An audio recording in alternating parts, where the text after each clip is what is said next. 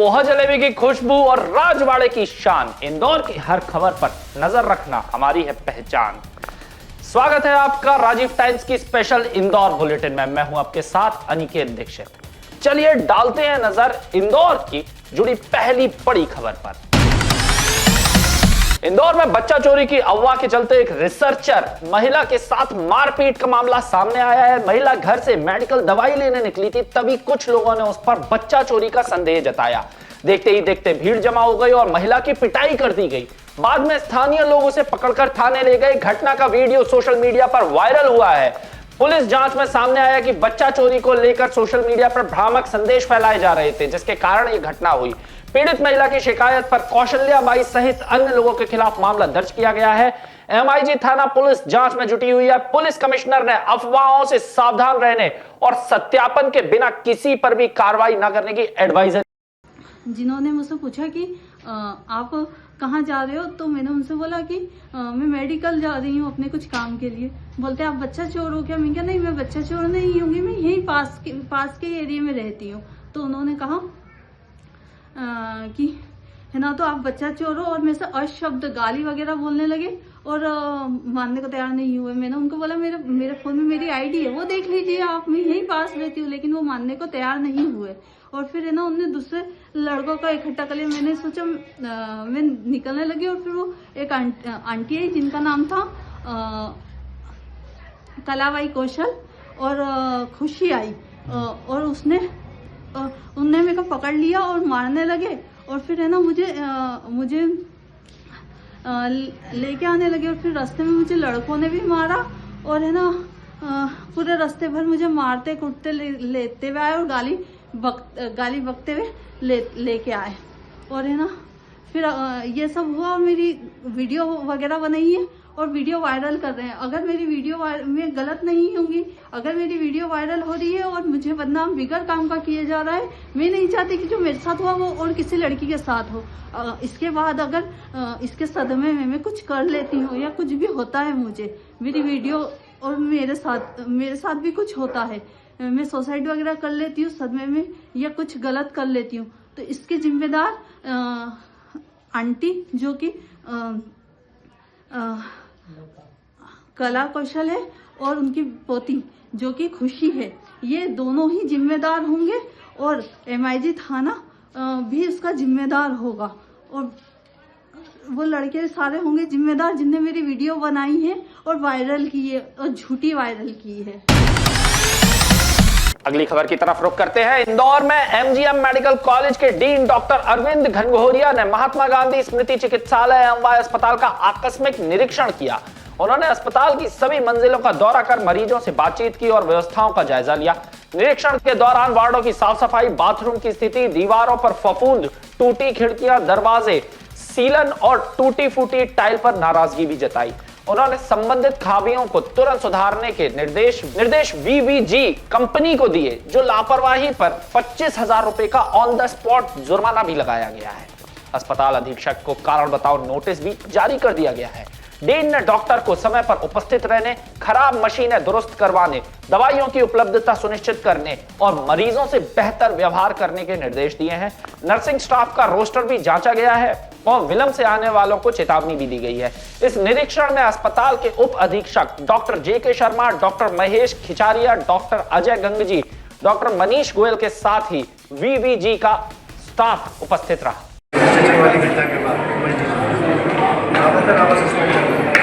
Student को भी notice दे रहा हूँ, अभी मैं स्टूडेंट को नोटिस दे रहा हूँ। उनकी जिम्मेदारी है भाई, व्यवस्थाओं को ठीक करना सबकी जिम्मेदारी है। बिल्डिंग का बीमारी कोई डॉक्टर नहीं है क्या? कोई डॉक्टर भी होगा ना बिल्डिंग में, बनाइए कोई स्टूडेंट को एक बिल्डिंग बीमारी बनाना चाहिए, कोई डॉक्टर जो घूमे।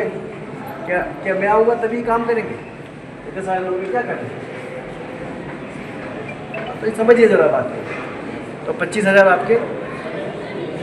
पर रिडक्शन होगा, क्योंकि वो गलती है, आपने अभी तक रिपोर्ट दी भी है, और आपके वर्कर्स वहाँ से किसने परमिट किया, स्ट्रेचर किसका था, इसकी पूरी रिपोर्ट मैं सुपरडेंट को लिख रहा हूँ लेटर, तो मुझे सुपरडेंट को आप दीजिए, ठीक है। रुक करते अगली खबर की तरफ। इंदौर में एमपीवी कार्यालय के बाहर ग्रेड 3 और ग्रेड 4 के अभ्यर्थी धरने पर बैठ गए हैं। ऑफिस असिस्टेंट और स्टोर असिस्टेंट के लिए भर्ती परीक्षा 2025 की नियुक्तियों संबंधित मामला काफी समय से लंबित है। इसी के चलते ये लोग विरोध में उतर आए हैं। अभ्यर्थियों का आरोप है कि अन्य पदों पर अगस्त 2025 में नियुक्तियां दी जा चुकी हैं, जबकि चयनित उम्मीदवारों को अभी तक नियुक्ति पत्र भी नहीं मिला है। धरने पर बैठे अभ्यर्थियों ने मांग की है कि फरवरी अंत तक प्रतिक्रिया पूरी की जाए और मार्च के पहले सप्ताह में नियुक्ति आदेश जारी किए जाए। बता दें, मध्य प्रदेश उच्च न्यायालय के आदेश के बाद संशोधित परिणाम जारी किया गया है। फिर भी 1 साल में नियुक्तियां संबंधित यह मामला पेंडिंग पड़ा है, जिसके विरोध में इन अभ्यर्थियों ने मोर्चा खोल दिया है। आगे क्या स्थिति बनती है ये तो समय बताएगा। हम अपना अधिकार मांगते हैं, नहीं किसी से भीख मांगते, अपना अधिकार मांगते हैं, नहीं किसी से भीख मांगते, अपना अधिकार मांगते हैं, नहीं किसी से भीख मांगते। देखिए, मांग सीधी सी है। 2025 में एग्जाम्स हुआ था, आपने खुद ने वैकेंसी निकाली, आपने वैकेंसी 800 पदों पे निकाली। उसके बाद वैकेंसी में बच्चों ने एग्जाम दिया, उसको क्लियर किया।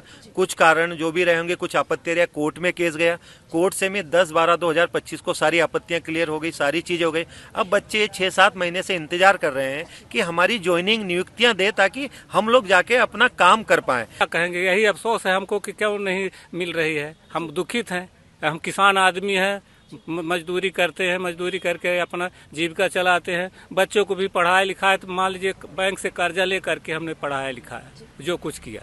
अभी नहीं के अफसोस में बच्चियाँ 2-2, 3-3 थे, बच्चियाँ शादी करने के लिए अभी पड़ी है, किससे क्या किया जाए। इसीलिए इसी अफसोस में हम आए और यही कहना चाहते हैं कि इनको नियुक्ति दी जाए। मैं सीधी से आया हूँ खुद 1000 किलोमीटर से, और लटकते हुए आया हूँ जर्नल से, ना कि मेरे पास पैसे है कि मैं हवाई यात्रा से आऊँ। और इन लोगों की ऐसी रवैया है तानाशाही जैसी, कुछ ना तो लिखित देना चाहते हैं और ना तो ज्वाइनिंग कोई डेट देना चाहते हैं। मुझे सिर्फ सर से एक ही मांग रखनी है कि सर आप हम लोगों को लिखित में दे दीजिए हमारी ज्वाइनिंग कब तक हो रही है। हमारी डीवी कंप्लीट हो चुका है, उसके बाद तीसरी बार रिजल्ट न्यायालय में प्रक्रियाधीन था, ये रिजल्ट केस लगे थे इस पे, तो उसके बाद रिजल्ट आ चुका है। 10 दिसंबर को उनका निर्णय आ गया है। 5 जनवरी को उनने फिर से तीसरी बार रिजल्ट जारी किया है, लेकिन उसके बाद भी हमें कंपनी अलॉट नहीं की गई। हम लोग जब आप मांगते हैं तो हमसे बोला जाता है आप वेट करिए। मैडम 1 साल से ऊपर हो गया, हम कितना वेट करें। आपको हमारी जिम्मेदारी लेनी पड़ेगी, क्योंकि हमारा एग्जाम आपने लिया है, हमारा रिजल्ट आपने दिया है, तो आप ज्वाइनिंग की जिम्मेदारी लेने से पीछे क्यों हट रहे हो, हमें ये बताइए ना। इंदौर संभाग आयुक्त डॉक्टर सुदाम खाड़े कलेक्ट्रेट का वार्षिक निरीक्षण करने पहुंचे। इस दौरान उन्होंने तहसील न्यायालयों के साथ ही अन्य न्यायालयों और कार्यालयों का भी निरीक्षण किया। निरीक्षण के समय कलेक्टर शिवम वर्मा भी मौजूद रहे। डॉक्टर खाड़े ने बताया कि आज 2 तहसीलों, 2 कार्यालयों और अपर कलेक्टर के कार्यालय का निरीक्षण किया गया। डॉक्टर खाड़े ने इसे एक सामान्य और रूटीन प्रतिक्रिया बताते हुए लोक सेवा गारंटी अधिनियम और लोक सेवा केंद्र के माध्यम से नामांकन, बंटवारा, सीमांकन और अपील प्रकरणों का समय पर निराकरण होना आवश्यक बताया। इन प्रक्रियाओं की मॉनिटरिंग शासन द्वारा समय समय पर की जाती है। संभाग आयुक्त ने वासुदेव अभियान का भी उल्लेख किया और कहा कि इसे आगे बढ़ाकर राजस्व में वृद्धि की जाएगी। साथ ही संकल्प से समाधान अभियान चलाया जा रहा है, जिससे सभी प्रकार के प्रकरणों का निराकरण किया जाएगा। बता दें, इस निरीक्षण से प्रशासनिक कार्यों में तेजी आने और जनता को बेहतर सेवा मिलने की उम्मीद भी है। और उसमें अगर कुछ कमियां हैं, कुछ अच्छे काम भी होते हैं, उनको अच्छे कामों को शेयर किया जाता है बाकी लोगों के साथ, और कुछ कमियां तो उनको बता के सुधार के लिए बताया जाता है। साथ ही जो भी प्रगति होती है, विशेषतः जो हमारी, आप भी जानते हैं कि लोक सेवा गारंटी के तहत और लोक सेवा केंद्र के माध्यम से नामांतरण, बंटवारे, सीमांकन और अपील प्रकरण, उसका समय समय में निराकरण होना आवश्यक है। उसकी मॉनिटरिंग भी समय समय पर शासन द्वारा भी की जाती है और वरिष्ठ कार्यालय द्वारा की जाती है, उसका भी हम देखने आए थे। 2 चीज़ें यूजुअली देखी जाती कि अनावश्यक समय ना लगे पक्षकारों को, और क्वालिटी ऑफ डिस्पोजल भी देखा जाए। ये 2-3 चीज़ें देखी जाती है, और भी कुछ इश्यूज उनकी तरफ से भी आते हैं, तो उसको भी रिजॉल्व करने की कोशिश की जाती है, ताकि एक ऐसा कदम है जिसके माध्यम से सतत एक सुधार की जिसमें गुंजाइश होती है वो काम करने की कोशिश की जाती है। ये सही है कि एसआर के वजह से कुछ थोड़ा प्रभावित होता है काम, क्योंकि वो भी एक महत्वपूर्ण काम है। और लेकिन अभी जैसे कि समय आ गया है और आने वाले समय में ये सभी प्रकरण समय समय निराकरण होंगे और विशेषतः वसूली का भी अभियान जो इसे कलेक्टर साहब ने कहा मुझे कि वो भी प्रारंभ करेंगे। जो राजस्व के महत्वपूर्ण काम है उसको फिर और बढ़ावा दिया जाएगा। और एक चीज़ है कि संकट से समाधान भी एक अभियान चल रहा है जिसमें भी इन प्रकरणों का, इसके अलावा भी अन्य जो स्कीमें चल रही, लगभग 108 प्रकार की सेवाएं दी जा रही हैं, उसका भी काम अभी चल रहा है और अगले 3 महीने में ये अभियान चलेगा, उसमें भी इन प्रकरणों का भी निराकरण किया जाएगा। अगली खबर पर नजर डालते हैं। इंदौर के भंडारी अस्पताल में 24 वर्षीय नवविवाहिता शालिनी सिंह की अचानक मौत से उसके परिवार को झकझोर कर रख दिया। शालिनी की शादी केवल 3 महीने पहले 22 नवंबर को हुई थी और वो अपने जीवन में काफी खुश थी। परिजनों का कहना है कि इलाज के दौरान हुई मौत ने कई सवाल खड़े कर दिए हैं। आपको बता दें, सुंदरम नगर निवासी शालिनी को कंधे में दर्द की शिकायत के बाद भंडारी अस्पताल में जांच के लिए लाया गया। चिकित्सकों ने उसको हीमोग्लोबिन कम पाया और 17 फरवरी को 3 यूनिट ब्लड चढ़ाने के लिए भर्ती किया। परिजनों ने आरोप लगाया कि 1 यूनिट ब्लड देने के बाद ही उसकी हालत तेजी से बिगड़ी और उसे आईसीयू में शिफ्ट किया गया। परिवार का कहना है कि आईसीयू में दी जा रही उपचार की जानकारी उन्हें नहीं दी गई थी। 18 फरवरी को सुबह शालिनी की मौत की सूचना मिली। परिजन आरोप लगा रहे हैं कि उसे दूषित ब्लड चढ़ाया गया। उन्होंने विजयनगर पुलिस में शिकायत दर्ज कराई है। पुलिस ने जांच शुरू करते हुए कहा कि शालिनी की पोस्टमार्टम रिपोर्ट के बाद ही स्थिति स्पष्ट होगी। बता दें, अस्पताल प्रबंधन की कार्यप्रणाली पर भी सवाल उठ रहे हैं, जबकि परिवार न्याय की गुहार लगा रहा है। जी हाँ, हमारी छोटी बहू अभी शादी करके आया था, 2 महीना 2.5 महीना हुआ था घर पे आए, बनारस शादी भी थी और ये भंडारी हॉस्पिटल में उसके कंधे में दर्द हो रहा था तो भंडारी हॉस्पिटल चेक कराने आए थे और यहाँ पे डॉक्टर बोले कि 1 बोतल खून चढ़ेगा। खून चढ़ाए, उसके बाद दूसरी बोतल जब चढ़ाए हैं तो सीरियस हो गई। इतना सीरियस कि कल की बात है, आज 9:40 सुबह डेथ हो गया।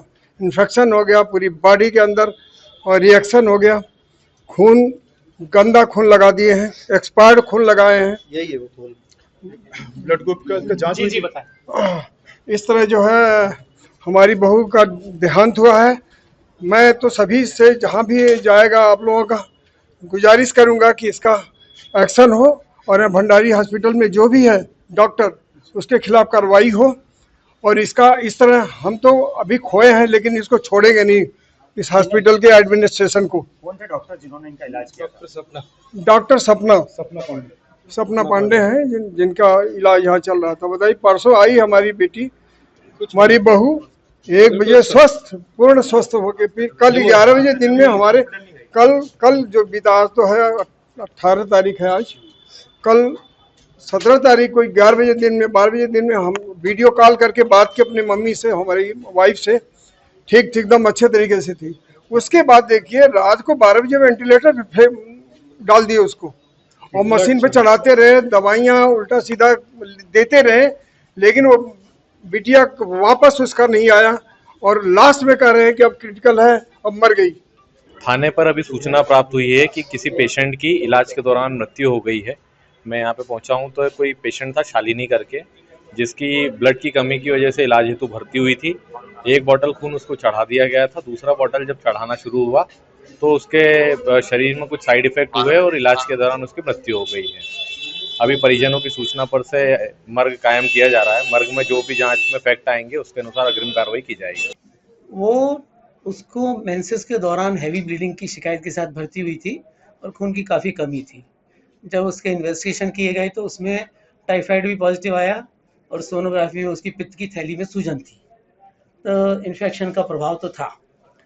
उसके बाद में 1 ब्लड दिया गया, उसको ठीक रही। दूसरा ब्लड भी जब दिया तो उस दौरान उससे घबराहट हुई और फिर आईसीयू में शिफ्ट किया, बीपी कम था। तो बाद में सारा रिसस्टेशन चलता रहा उसका। इस बीच में हमने हीमेटोलॉजिस्ट को बुला के भी दिखा दिया था रात को, डॉक्टर चिदलकर साहब देख गए थे, उनके अनुसार सब ट्रीटमेंट चल रहा था। सुबह वो अरेस्ट हुई, फिर हम लोगों ने सीपीआर किया और उसके बाद में उसे बचा ना सके। रुक करते अगली खबर की तरफ। इंदौर के तेजाजी नगर थाना क्षेत्र में सिख समाज के लोगों ने थाने का घेराव कर प्रदर्शन किया है। यह मामला कॉलोनी में हुए एक मामूली विवाद से शुरू हुआ जो बाद में तूल पकड़ता गया। बता दें 14 फरवरी को क्षेत्र में सिख समाज के कुछ बच्चे गली में खेल रहे थे। इस दौरान वहां से गुजर रहे एक व्यक्ति ने बच्चों को साथ अभद्र व्यवहार किया और उनकी पगड़ी उतार दी। घटना की जानकारी मिलने पर सिख समाज के वरिष्ठ लोग मौके पर पहुंचे और स्थिति को शांत कराया।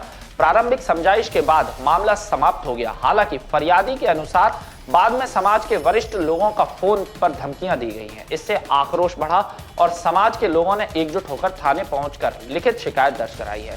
प्रदर्शन में उन्होंने आरोपियों के खिलाफ सख्त कार्रवाई की मांग की है। सामाजिक प्रतिनिधियों ने कहा है कि क्षेत्र में सभी समाज आपसी भाईचारे और एकता के साथ रहते हैं, लेकिन इस तरह की घटनाएं माहौल खराब करती हैं। पुलिस ने शिकायत के आधार पर जांच शुरू कर दी और उचित कार्रवाई का आश्वासन दिया है। किसी दो बंदों ने रोक के और उसके ऊपर सिगरेट का धुआं फेंकते हुए, पगड़ियों का उल्लंघन, पगड़ियां उतारते हुए, लोहे की राड लेके उनको मारा गया है। मेरे बेटे के साथ दो और उसके फ्रेंड थे, उनको भी बड़ा बुरे तरीके से उन्होंने मारा है और बार बार यही बोला है कि हम नेता के बच्चे हैं, यही बोलते हुए राडों से मारा गया है। उसके बाद पूरा उन्होंने धमकियां दी है मारने की, सरदारों की पगड़ियां हम और उछालेंगे, ये सब हुआ है। कौन है जिनने मारपीट करी है? ये ओम दांगी के बच्चे के बेटा है, जो अपने आप को नेता बताते हैं कि मैं नेता हूँ और हम कि भाई हम सिख समाज से हैं और हमारे को ये सिगरेट का धुआं हमारे को उचित नहीं है, हम मत करो। तो उन्होंने बोला है कि ये तो ऐसे ही धुआं उड़ता रहेगा और हम नेता के बेटे हैं और जो चाहे वो करो। और उनको ऊपर उन्होंने विरोध किया तो उसके ऊपर उनको चाटों से मारा। पहले पगड़ी खोली इनकी और जूड़ा वूड़ा खोलने के बाद में इनके ऊपर लठ और डंडे और रॉडों से हमला किया। विवाद करने का मुख्य कारण सामने है? विवाद करने का मुख्य कारण सर कुछ भी नहीं था, आपस में सब ये वहीं पे खड़े हुए थे और इनके बच्चों के ऊपर उन्होंने, जो बच्चे जो थे वहाँ पे घटनाक्रम पे, उसका सीसीटीवी फुटेज भी इनके पास में ही है और उसमें धुआं भी उड़ा रहा है और उनको मार कुटाई भी बहुत करी काफी गई। थाना तेजाई नगर में एक घटना हुई थी जिसमें भूपेंद्र सिंह जो रहने वाले तेजाई नगर क्षेत्र के, उनके लड़के और जो ओम दांगी उनका लड़का, दोनों के आपस में 14 तारीख को झगड़ा हुआ था, जिसमें कि जो भूपेंद्र सिंह है उनके जो लड़के की पगड़ी खुल गई थी, गिरी नहीं थी, तो उस पर से फिर इनके द्वारा 16 तारीख को गुरुद्वारा में राजीनामा भी हो गया था। फिर उसके बाद 17 तारीख को फोन पर गाली गलौज हुआ और उस बात को लेकर के फिर इनके द्वारा वो 14 तारीख की घटना पर लेकर एक रिपोर्ट लिखाई गई, जिस पर भूपेंद्र सिंह की खरूजा की रिपोर्ट पर से 295 का मुकदमा पंजीबद्ध कर लिया गया है और इसमें इन्वेस्टिगेशन किया है। अगली खबर की तरफ रुख करते हैं। इंदौर में एरोड्रम पुलिस ने पीडीलाइट कंपनी की शिकायत पर बड़ी कार्रवाई करते हुए नकली फेविक्विक के 15,000 पाउच जब्त किए हैं। इनकी अनुमानित कीमत लगभग 75,000 रुपए बताई गई है। पुलिस ने एक आरोपी को गिरफ्तार किया है। कंपनी ने शिकायत दर्ज कराई थी कि उसके उत्पाद फेविक्विक का नकली निर्माण और बिक्री हो रही है। शिकायत के आधार पर पुलिस टीम ने सुखदेव विहान मेन रोड पर एक एक्टिवा सवार को रोका। तलाशी में आरोपी के पास 15,000 नकली पाउच बरामद हुए। गिरफ्तार आरोपी की पहचान पीयूष पिता संजय मेघानी के रूप में हुई है। पूछताछ में उसने बताया कि यह माल दिल्ली से मंगवाकर ऑर्डर मिलने पर सप्लाई करने वाला था। पुलिस आरोपी से पूछताछ कर रही है और मामले की गहन जांच भी कर रही है। थाना एरोड्रम में एक एफआईआर रजिस्टर की गई थी, जिसमें कि जो कि पीडीलाइट कंपनी के जो मैनेजर हैं उनके द्वारा ये कंप्लेंट की गई थी। उनके द्वारा ये बताया गया था कि पीडीलाइट कंपनी के जो फेविक्विक है वो नकली बनाए जा रहे हैं। तो इस पर से थाना एरोड्रम में एफआईआर रजिस्टर की जाकर और उसको इन्वेस्टिगेशन लिया गया था और एक व्यक्ति को इसमें हिरासत में लिया है, जिसका नाम पीयूष बताया और नीले रंग की एक्टिवा थी। उसके कब्जे से 15,000 पाउच मिले हैं फेविक्विक के, जिनकी कीमत लगभग 75,000 रुपए से अधिक है। और इससे जब पूछताछ की गई तो उसके द्वारा बताया कि दिल्ली से ये माल लेकर आता है और जो सप्लाई करनी होती है, जब कोई ऑर्डर मिलता है तभी वो दिल्ली से मंगाता है। फिलहाल इसको आरोपी को पूछताछ की जा रही है और दिल्ली में जो लिंक है उस पर भी कार्रवाई की जा रही है। अगली खबर की तरफ रुख करते हैं। इंदौर के महापौर पुष्यमित्र भार्गव लगातार आम जनता के बीच पहुंचकर उनकी समस्याओं का समाधान कर रहे हैं। इसी क्रम में उन्होंने विधानसभा 4 के तहत वार्ड 84 का निरीक्षण किया और क्षेत्र की समस्याओं का जायजा लिया। निरीक्षण के बाद आयोजित संकल्प से समाधान जनता चौपाल में महापौर ने स्थानीय नागरिकों से सीधे बातचीत की। इस दौरान रहवासियों ने पार्षदों और निगम अधिकारियों की शिकायतें की हैं। उन्होंने बताया कि वर्षों से पानी, ड्रेनेज, अतिक्रमण और जल भराव की समस्या बनी हुई है, लेकिन अधिकारियों ने स्थानीय पार्षद द्वारा समस्याओं की सुनवाई नहीं की है। महापौर भार्गव ने लोगों की समस्याओं को गंभीरता से लेते हुए आश्वासन दिया है कि जल भराव, पानी और ड्रेनेज की समस्याओं को जल्द से जल्द हल किया जाएगा। बता दें, जनता चौपाल के माध्यम से शहर की वास्तविक जमीनी हकीकत सामने आ रही है और अब बड़े दावों के बावजूद अधिकारियों और जनप्रतिनिधियों की कार्यप्रणाली की पोल खुल रही है। रहवासियों ने उम्मीद जताई है कि महापौर के निर्देशों से उनकी समस्याओं का शीघ्र समाधान होगा और क्षेत्र में प्रशासनिक कार्यकुशलता में सुधार आएगा। आज संकल्प से समाधान की जनता चौपाल वार्ड 84 में लगी, जहां पहले गली गली घूम के जो निर्माण कार्य वो देखे। एक बहुत अच्छा स्कूल यहाँ निर्मित हो रहा है, उसका भी दौरा किया और यहाँ बैठकर जनता की मूलभूत समस्याएं, जिसमें विशेषकर अतिक्रमण, दूसरा जल भराव और तीसरा राजस्व की विसंगतियों को लेकर काफी शिकायतें मिली हैं, जिनको तय समय में ठीक करने के मैंने निर्देश दिए हैं। विशेष रूप से द्वारकापुरी में जो कमर्शियल एरिया है, वहाँ लोगों ने दुकान के बाहर जो अतिक्रमण किया उस पर कार्रवाई करने के भी निर्देश दिए हैं। अगली खबर की तरफ रुख करते हैं। इंदौर कलेक्टर शिवम वर्मा के निर्देश पर खाद्य आपूर्ति विभाग ने अहम कार्रवाई की है। मानसरोवर नगर देवगुराड़िया स्थित उपेंद्र मालवीय के निवासी से विभाग ने 14.2 किलो के 4 भरे गैस सिलेंडर और 9 खाली सिलेंडर जब्त किए हैं। कार्रवाई का उद्देश्य अवैध गैस भंडारण और वितरण को रोकना बताया गया है। अधिकारियों ने बताया कि जांच में पाया है कि सिलेंडरों का उचित दस्तावेजीकरण नहीं था और ये नियमों के विरुद्ध भरे और संग्रहित किए गए थे। खाद्य आपूर्ति विभाग ने आगे भी इस तरह की छापेमारी जारी रखने का आश्वासन दिया है। विभाग का कहना है कि इस कार्रवाई से नागरिक सुरक्षा सुनिश्चित होगी और अवैध गैस भंडारण पर कड़ी नजर रखी जाएगी। बता दें, कलेक्टर के निर्देश पर की गई यह कार्रवाई स्थानीय प्रशासन की सतर्कता और सुरक्षा उपायों को मजबूत करने की दिशा में एक अहम कदम मानी जा रही है। अगली खबर की तरफ रुख करते हैं। इंदौर के पंडरीनाथ क्षेत्र में नगर निगम ने कार्रवाई करते हुए करीब 100 साल पुराने एक जर्जर मकान को बुलडोजर से गिरा दिया। यह मकान लंबे समय से खतरनाक स्थिति में था। दीवारों में गहरी दरारें पड़ चुकी थी और छत भी कभी भी गिरने की आशंका जता रही थी। कार्रवाई के पहले निगम की टीम ने मौके पर पहुंचकर मकान में रह रहे किराएदारों को सुरक्षित बाहर निकाला। प्रशासन की ओर से पूर्व में ही नोटिस जारी कर दिए गए थे और एहतियातन आसपास के क्षेत्र खाली कराए गए थे। इसके बाद भारी मशीनों की मदद से पूरे ढांचे को जमींदोज कर दिया गया। कुछ दिन पहले छावनी क्षेत्र में जर्जर मकान गिरने की घटना के बाद प्रशासन सतर्क हो गया है। उसी के मद्देनजर शहर के खतरनाक और कमजोर भवनों की सूची तैयार की जा रही है। नगर निगम अधिकारियों का कहना है कि नागरिकों की सुरक्षा सर्वोच्च प्राथमिकता है और किसी भी प्रकार की लापरवाही बर्दाश्त नहीं की जाएगी। फिलहाल पंडरीनाथ थाना क्षेत्र में स्थिति सामान्य है, लेकिन इस कार्रवाई से स्पष्ट संकेत मिल गया है कि जर्जर भवनों पर सख्त कदम लगातार उठाए जाएंगे। इंदौर बुलेटिन में फिलहाल के लिए इतना ही। मुझे दीजिए इजाजत। आप जुड़े रहे राजीव टाइम के साथ। आपके साथ मुलाकात होगी फिर जल्द। तब तक के लिए नमस्कार।